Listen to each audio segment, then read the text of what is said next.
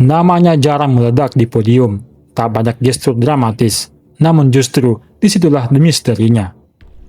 Di saat seorang jenderal besar mengendalikan panggung kekuasaan negeri ini, ada satu sosok yang berdiri setengah langkah di belakangnya, tenang, nyaris tanpa suara, tapi menentukan. Dialah Jenderal Tri Sutrisno, seorang prajurit yang bukan hanya mengabdi di medan tempur, tapi juga dipercaya menjadi tangan kanan Soeharto. Dan ketika Soeharto memasuki fase paling krusial dalam kepemimpinannya, pilihan itu jatuh pada Tri Sutrisno. Dia ditunjuk menjadi Wakil Presiden ke-6 Republik Indonesia. Pertanyaannya, mengapa harus Tri Sutrisno?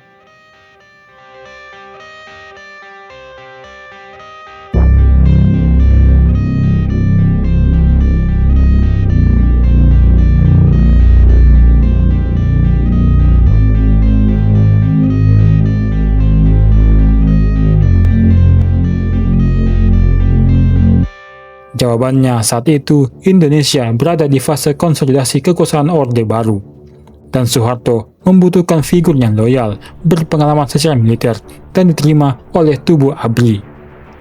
Dan Tri Sutrisno memenuhi 3 kriteria itu sekaligus.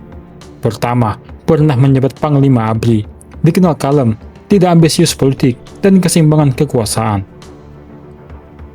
Pertanyaan selanjutnya, apa kesan Tri Sutrisno selama menjabat Wapres di era Soeharto? Berikut pernyataan selengkapnya. Saya mencoba ingat-ingat ini, banyak itu sebetulnya, tapi saya coba orientasi kepada tugas saja.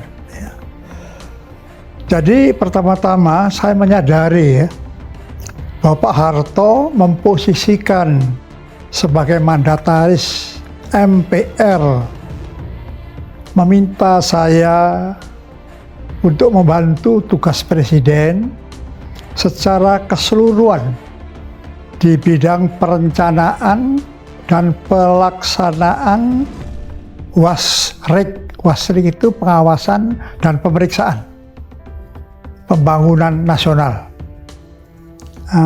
Jadi tugas yang seperti ini sudah menjadi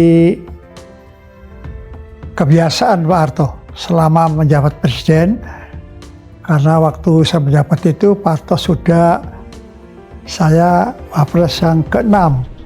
Jadi untuk Wapres yang sebelumnya, dari yang kedua, ketiga, keempat, kelima, yang pertama Bung Hatta ya, nggak sebut, mulai kedua saja, mulai Pak Sultan, kemudian Pak Adam Malik, Pak Umar, sampai Pak Darmono, dan saya.